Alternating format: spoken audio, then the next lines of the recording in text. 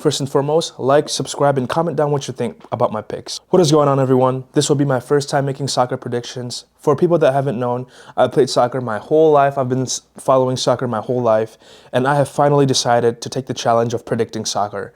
Soccer is a very hard sport to predict, but again, this is not gambling advice. This is all fun.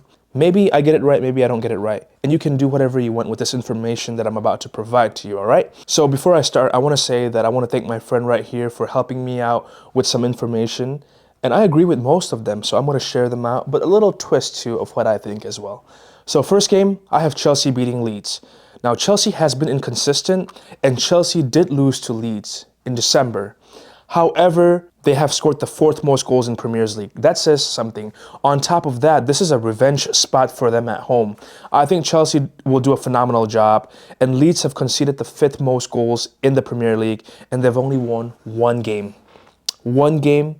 game, in the Premier League. That will play a big factor. Chelsea is home.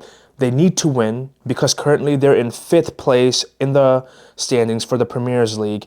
On top of them currently is Man United and Aston Villa. So Chelsea's at 43 points. They need to win this game, okay? Because Liverpool is below them, and Liverpool will most likely start picking up these wins. So I believe that Chelsea will have a win in this game. All right, second game of the day is Newcastle versus Tottenham. So my best bet is going to be both teams to score, all right? Newcastle have not lost to Tottenham. Now, if you're feeling optimistic, Newcastle moneyline is a really good pick as well because Newcastle has not lost to them since 2023. That's about 3 years now.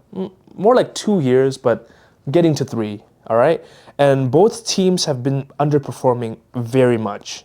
They have not been doing a great job. However, both teams will score. Both team has scored 35 and 35.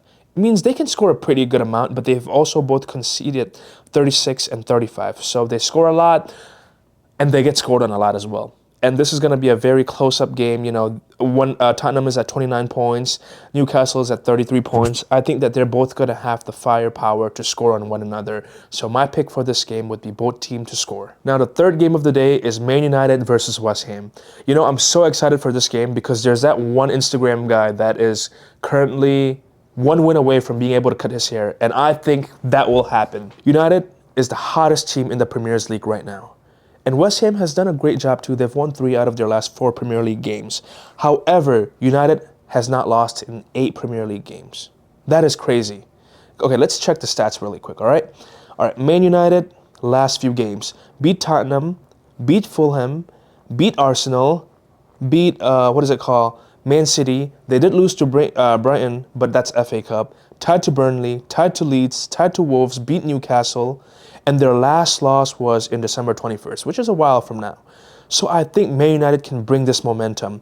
Now, on the other hand, you could argue and say that the last time Man United beat West Ham at West Ham Field was 2021. But it's okay. It's a new year. Stats is a great thing.